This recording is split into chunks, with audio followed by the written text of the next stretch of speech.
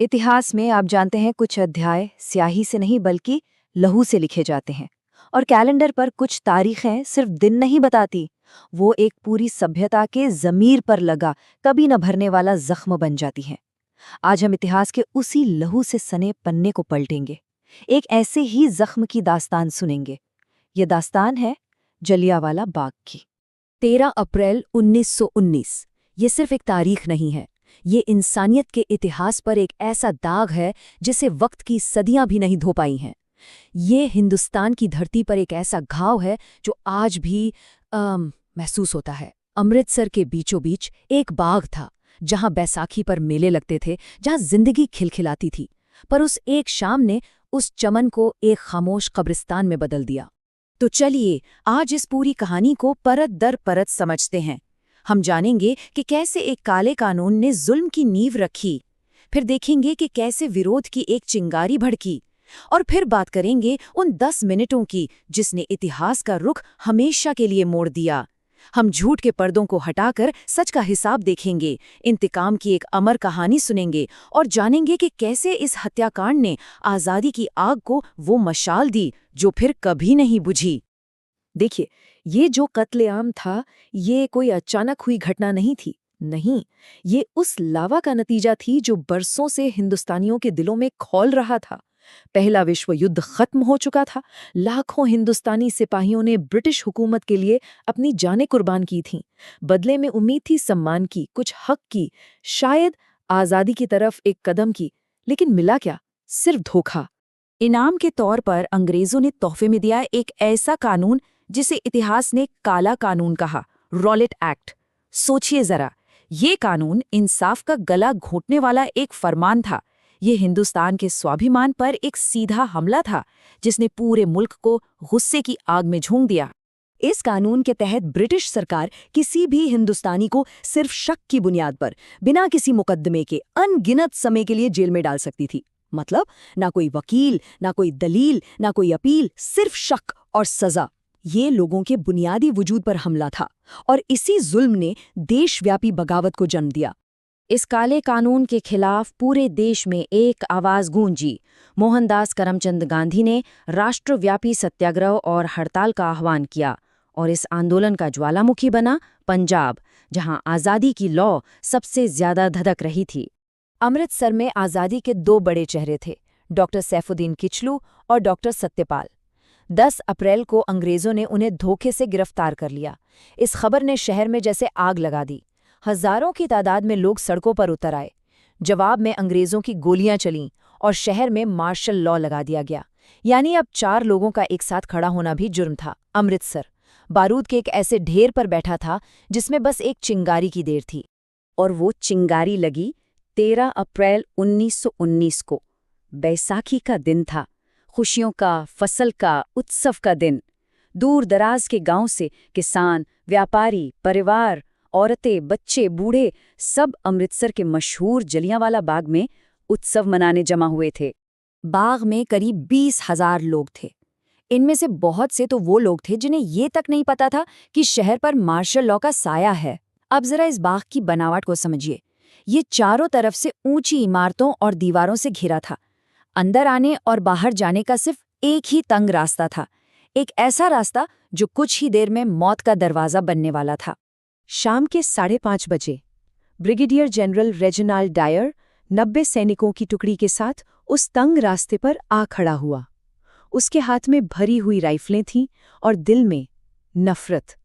उसने आते ही बाहर निकलने के उस अकेले रास्ते को अपनी फौजी टुकड़ी से हमेशा के लिए बंद कर दिया। उस जालिम ने निहत्थी भीड़ को हटने की चेतावनी देना भी जरूरी नहीं समझा। कोई ऐलान नहीं, कोई मुनादी नहीं। उसने सीधे अपने सिपाहियों को हुक्म दिया, फायर, और ये भी हुक्म दिया कि गोलियां वहीं चलाई जाएं जहां सबसे ज्यादा लोग जमा हैं, ताकि कोई बच न सके। अगले 10 मिनट तक, सिर्फ 10 मिनट तक मौत का वो तांडव चला जिसकी मिसाल इतिहास में नहीं मिलती।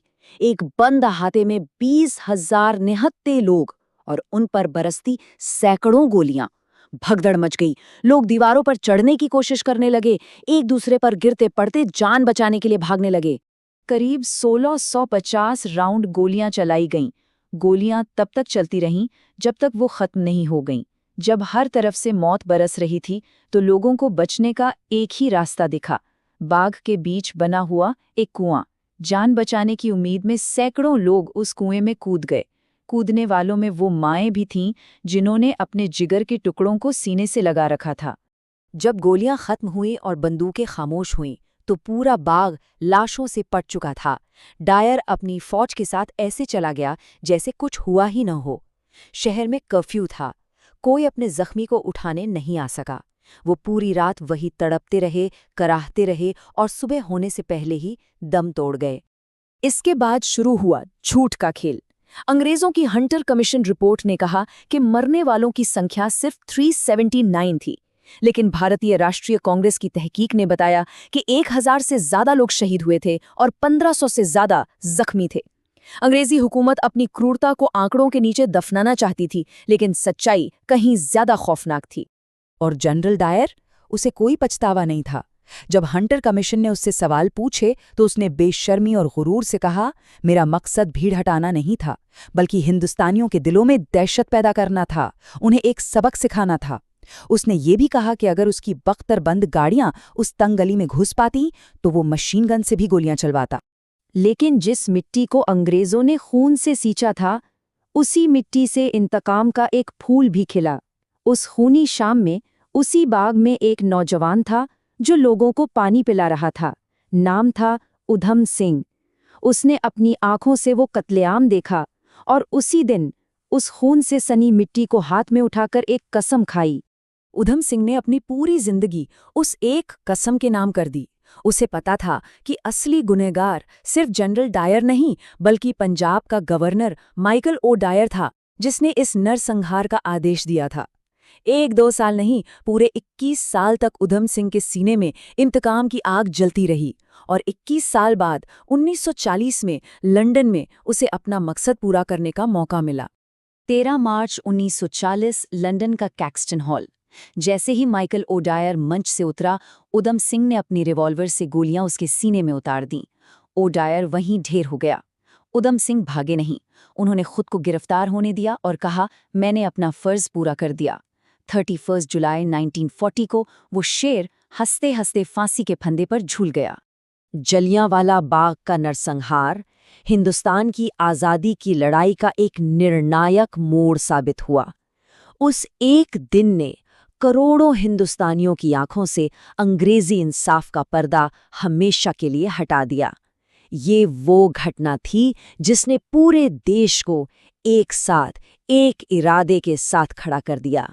इस नरसंहार के विरोध में गुरुदेव रवींद्रनाथ टैगोर ने अंग्रेजों से मिली नाइटहुड की उपाधि लौटा दी।